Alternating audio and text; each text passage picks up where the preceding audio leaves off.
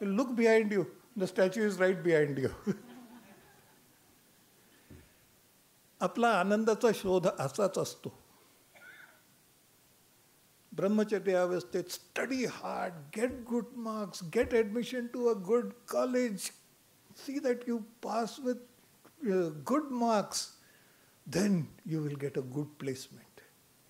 Then मग त्यातून आनंद मिळेल. हे झालं ब्रह्मचर्य. Go straight, then turn right. गृहस्थाश्रम. चांगली नोकरी, चांगली छोकरी, मग छोटी छोटी मुलं, मग त्यांना शिकवायचं, मग मिलेनियम स्कूलमध्ये शिकवायचं, 1,50,000 रुपये देतो ना, का आनंद मिळेल. आणि तिथून पुढे पुढे पुढे पुढे धावत राहायचं. आणि मग 1 more zero to the bank balance, 6 more inches to the car, 1 more bedroom to the house. का आनंद मिळेल. पण ते काठीला लावलेल्या गाजरासारखा आनंद पुढे पुढेच जात असतो. Most times we are busy chasing our tails. आणि मग तिसरं पर्व चालू होतं, वानप्रस्थाश्रम. पण सुटतंय कुठे? पोझेशन, पोझिशन, पॉवर ही हातातनं सुटत नाही. धरलं तर चावतंय आणि सोडलं तर पळतंय. तिथेही आनंद मिळत नाही. आणि मग लास्ट संन्यास. क्वचित काही लोक तिथपर्यंत पोचतात, बाकी सगळे वाटेतच हरवतात. त्यांना शेवटचं वळण सापडतच नाही. आणि ज्यांना जे ते वळण सापडलंय ते जिथं मिनिंग इन पीसच्या इथे येतात, तेव्हा आमची ही सगळी मुलं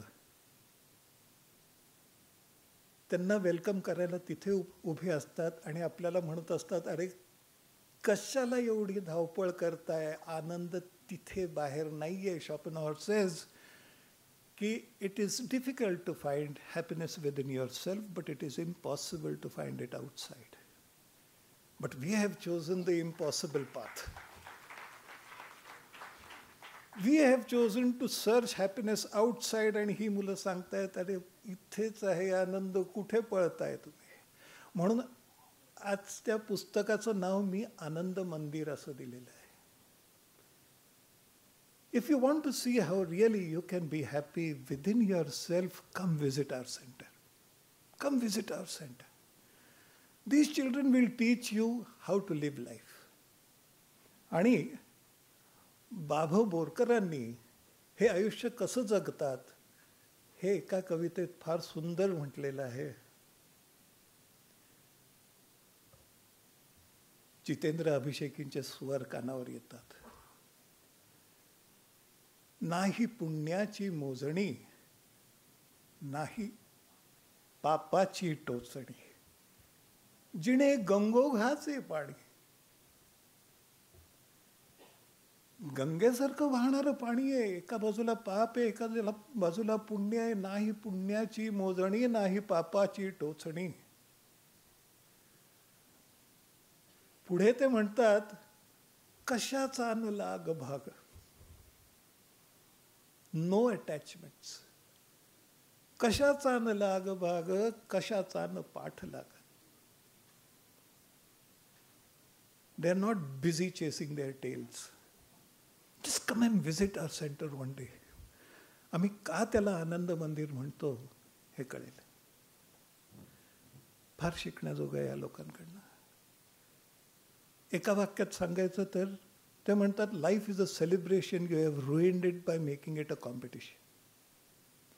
सगळीकडे स्पर्धा. म्हणजे हे तर मोठे मोठे कवी ते तर मला शिकवणारच, पण एका ट्रकच्या मागे लिहिलं होतं, इंसान अपने दुख से इतना दुखी न गे जितना औरों के सुख से है, भला उसकी कमीज मेरी कमीज सबसे सफेद क्यों. यानी जास्ती दुःखी. ते 3 इडियट्स मध्ये आपण गाडी चालवत असलो, शेजारचं पुढे नकळत आपला ऍक्सिलरेटरवर पाय जातो. पण तिथे दुसऱ्या 6 सीटरच्या मागे लिहिलेलं होतं, तू जा बाबा, तुला घाई आहे, माझ्या घरी माझी आई आहे. तर हे ह्यांच्याकडनं शिकायचं आहे. स्पर्धा नाही. कशाचा न लाग भाग, कशाचा न पाठ लाग. तर यांच्याकरता असं आपण एक घर निर्माण केलं. घाटसाहेब म्हणाल तसं, काम संपलंय का? नाही, अभी तो सुरुवात आहे. ह्याच्या पुढे अजून आपल्याला भरपूर काम करायचं आहे, and miles to go before you sleep. पण त्याच्याकरता काय करायचं? तर सोशल ऑन्टरप्रिनर्सना तयार करायचं. त्यांनी सांगितलं लाखो कोटी रुपये अवेलेबल आहेत. सोशल ऑन्टरप्रिनर्सना एम्पॉवर करायचं, त्यांना शिक्षण द्यायचं, त्यांच्याकडनं त्यांचा हात धरून त्यांना तिथपर्यंत न्यायचं, 1-2 वर्ष हँड होल्डिंग करून त्यांना नवीन केंद्र प्रस्थापित करायला प्रोत्साहन द्यायचं. पण शेवटी प्रश्न असा येतो की हो, तुम्ही ते चालू कराल, कारण की हे मूल तुमच्याकडे जेव्हा 20व्या वर्षी येतं तेव्हा you have given that child a commitment की we will look after you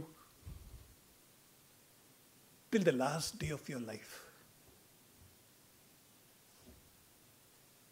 केवढं कंटिन्युअस फंडिंग कुठनं मिळणार आहे? Under CSR we cannot get for corpus fund. तर मग मी माझ्या मित्रांना रिक्वेस्ट करतो, बाबा रे 500-1000 रुपये दर महिन्याची SIP तू चालू करू नाही शकशील का? नवक्षितिज करता अनेकांनी केली पण आहे. मग पेरेंट्सना म्हणतो, तुम्ही तुमच्या मुलीकरता 60 लाख रुपये कुठल्याही FD मध्ये टाका. Actually 60 to 80 by 3-4% rule. कुठल्याही FD मध्ये टाका, त्यातून तिचा खर्च सगळा निघेल. तुम्ही देऊ शकताय तोपर्यंत द्या, नंतर the foundation will take care of that. Then maybe you can will that money to this organisation. Then I tell corporates की ठीक आहे की कॉर्पस फंडला तुम्हाला देता येत नाही, जे रिस्ट्रिक्टेड पैसे देतात, you have to ensure that organisation is left with zero balance, म्हणजे the corpus will never build. Can you sign an MOU with us saying that we will take care of 10 children for the next 5 years at the rate of 2 lakh rupees a year? That becomes our virtual corpus fund. अशा जर 20 लोकांची कोणी guarantee घेतली तर आम्ही एक नवीन घर अजून सुरू करू ना. आम्ही स्वतः नाही करायचं तरी we will empower people to do it. काही फाउंडेशन्स आहेत, त्यांनी अशी घरं स्वतः तयार करावीत. काही मोठ्या कंपन्या आहेत ज्यांच्याकडे हजारो एम्प्लॉईज आहेत. The percentage of mentally challenge children being born is 0.5%. Just check. Many of your employees might need this facility. Why don't these big corporates start a home like this? We will train your staff. We will hold hands. We will teach them how to take this ahead. अशा अनेक schemes आहेत. I've tried to bring most of these in the books that I have written. ते बाहेर available असतील आता. पण I need some brainstorming to see how we can raise this sort of corpus fund. What we want to create is a pipeline. It's an end-to-end solution. जेव्हा आमच्यासारख्या तरुण, म्हणजे आम्ही होतो तरुण, डोंट सस्पेक्ट दॅट, की तेव्हा जर कुणी सांगितलं की your child is mentally challenge, तर वय वर्ष 1 ते 6 ते स्पेशल एज्युकेटर्स, थेरपीज, अमुक तमुक तमुक करू. 6 ते 18 that child will go to special schools, workshops, हे ते. 18 नंतर नवक्षितिज आहे, इथे तो शेवटच्या दिवसापर्यंत राहू शकेल. हा जर कॉन्फिडन्स न्यू कपल्सना मिळाला तर केवढा रिलीफ मिळेल त्यांना. पण त्याच्याकरता this pipeline has to be ready, it has to be maintained. What we want to create is a pipeline. It's not a 1, 2, 3 year project. And I want people like you to help me think of new ideas to get this thing running. Thank you very much.